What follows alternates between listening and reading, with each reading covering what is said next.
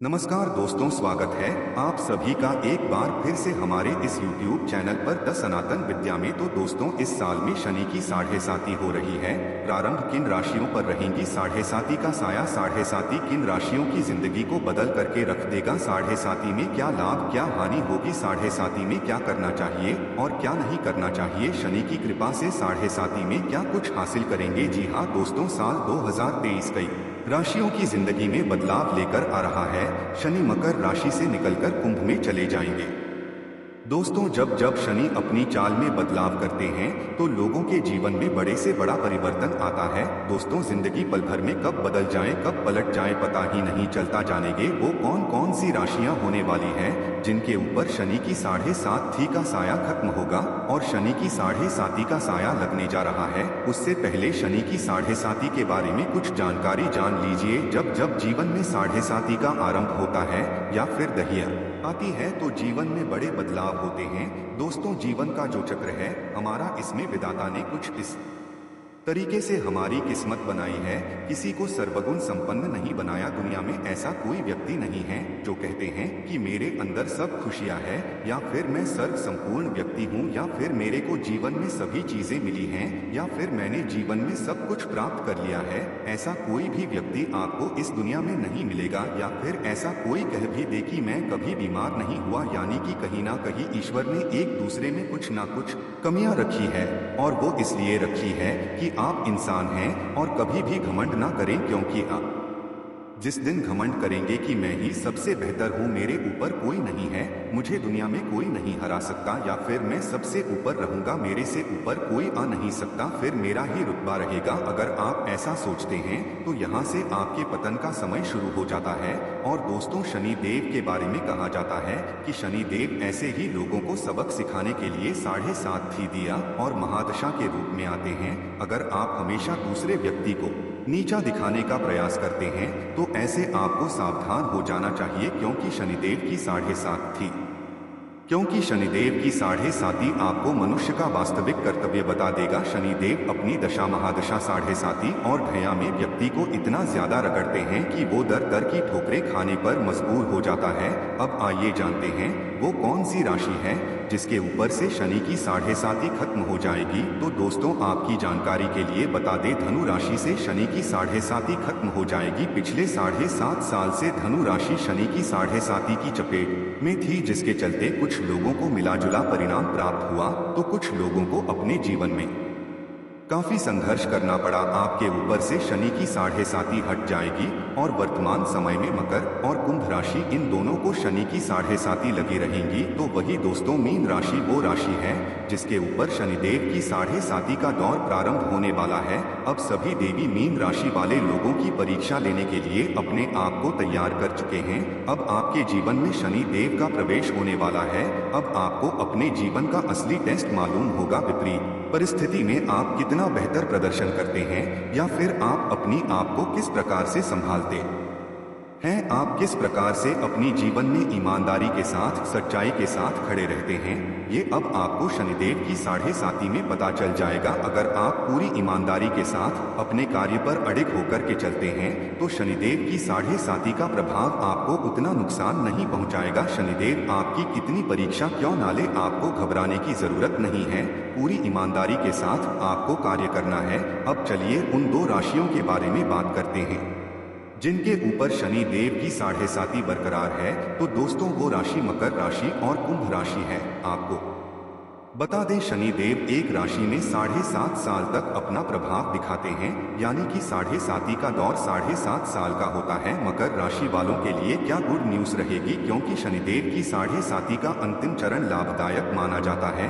इसलिए मकर राशि वालों के लिए ये समय काफी अनुकूल रहने वाला है। ऐसे में शनिदेव का अंतिम 2.5 साल को जो समय है वो आपके लिए काफी बेहतरीन कहा जा सकता है, क्योंकि परीक्षा का समय समाप्त हो गया है। अगर आपने पिछले 5 सालों में पूरी ईमानदारी के साथ कुछ अच्छा किया है तो निश्चित रूप से 2.5 सालों में आपका जीवन बदल जाएगा।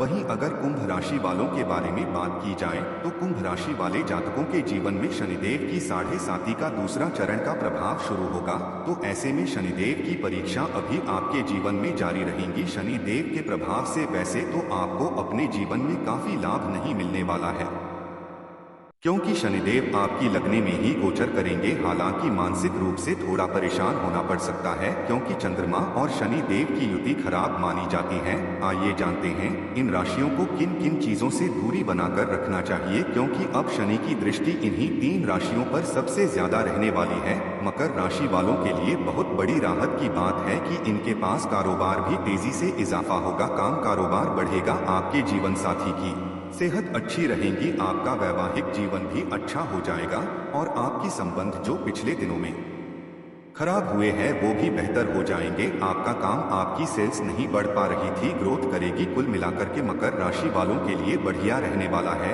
लेकिन वाणी पर थोड़ा संयम रखिए। 2.5 साल तक विवादों से दूर रहें। घर परिवार में किसी भी तरीके से वाद विवाद से बचें तो आपके लिए ये अच्छा रहेगा।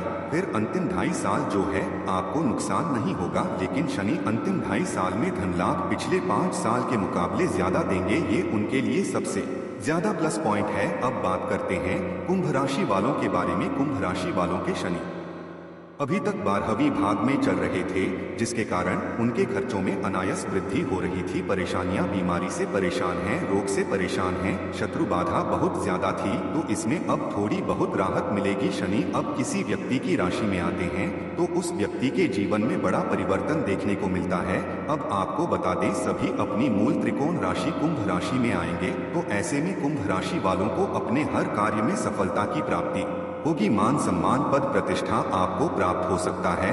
शनि की 7.5 में आपका स्वास्थ्य अच्छा रहेगा। काम कारोबार में बैलेंस तो कभी अनबैलेंस देखने को मिल सकता है, यानी कि कारोबार में उतार चढ़ाव आपको देखने को मिलेगा। कभी तेजी कहेगी तो कभी मध्यम हो जाएगी। आने वाले 2.5 साल आपको कुछ इसी प्रकार के परिणाम देखने को मिलेंगे। जो लोग समाज सेवक से जुड़े हुए हैं, बॉलीवुड से जुड़े हुए हैं, अभिनेता या फिर राजनेता हैं, उनके लिए बहुत ही अच्छा समय कहा जा सकता है। आपको सामाजिक पद प्रतिष्ठा शनि देव जरूर प्रदान करेंगे।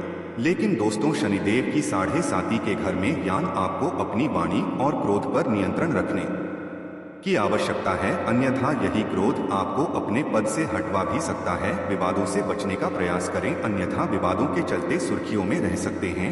वाणी के माध्यम से ही कार्यस्थल पर, घर परिवार में या फिर सामाजिक मान प्रतिष्ठा में आज आने की संभावना दिखाई दे रही है, इसलिए अपनी वाणी पर कंट्रोल रखने की आवश्यकता है। अब अंतिम राशि के बारे में बात करते हैं तो वो मीन राशि है। मीन राशि वालों के लिए शनि की 7.5 का दौर शुरू होने वाला है। शनि की 7.5 चैलेंजेस लेकर आती है। विपरीत परिस्थिति में आपको चैलेंज के एक्सेप्ट करना आना चाहिए। वही लोग ज्यादा बेहतर होते हैं जो मुश्किल परिस्थिति में भी बिना डगमगाए अपने हर कार्य को करते हैं, और जो लोग मुश्किल परिस्थिति में बैठी बैठी रोते हैं और चैलेंज को एक्सेप्ट नहीं कर पाते, फिर उस प्रकार के इंसानों को शनिदेव की 7.5 में कई प्रकार की समस्याओं का सामना करना पड़ता है, क्योंकि 7.5 के दरमियान शनिदेव आपको आपके कर्मों का फल देने के लिए आते हैं। अगर आपने सब पूर्व में अच्छा कर्म किया है, 7.5 में शनिदेव आपको रंग से राजा बना देंगे। वहीं अगर आपने पूर्व में किसी को सताया है, किसी के साथ अन्याय किया है या फिर किसी को दुख पहुंचाया है, तो फिर आपको शनि की 7.5 का दुष्परिणाम झेलने के लिए तैयार हो जाना चाहिए। अब आने वाली चुनौतियों का सामना हंसकर की करते हैं या फिर रो करके करते हैं, यहाँ आपके ऊपर, ये आपके ऊपर निर्भर करता है। छोटी मोटी परेशानियां, बीमारियां कंटिन्यू रह सकती है, छोटी मोटी बीमारियां लगी रहती है। जब शनि की 7.5 प्रारंभ होती है तो इस प्रकार की छोटी मोटी दिक्कत बनी रहती है। गुप्त शत्रु से आपको सावधान रहने की आवश्यकता है। गुप्त शत्रु आपको नुकसान पहुंचाने की कोशिश कर सकते हैं। कार्य व्यवसाय में किसी बड़े परिवर्तन से बचें या फिर कोई नया कार्य प्रारंभ करने के बारे में सोच रहे हैं तो इस समय आपको रुक जाना चाहिए। अगर इस समय आप कोई नया कार्य शुरू करते हैं तो शनि देव आपको नुकसान जरूर पहुंचाएंगे। किसी भी तरह के वाद विवाद से दूर रहने का प्रयास करें। इसके साथ ही विदेश जाने के इच्छुक लोगों के लिए समय अनुकूल रहने वाला है। जो लोग विदेश जाने की तैयारी कर रहे हैं, चाहे पढ़ाई के लिए हो या फिर व्यापार के लिए, विदेश जाने से उन लोगों को लाभ का अवसर प्राप्त होगा। तो मित्रों, आज के लिए बस इतना ही। फिर मुलाकात होगी एक नए और ताजा एपिसोड में। तब तक के लिए नमस्कार।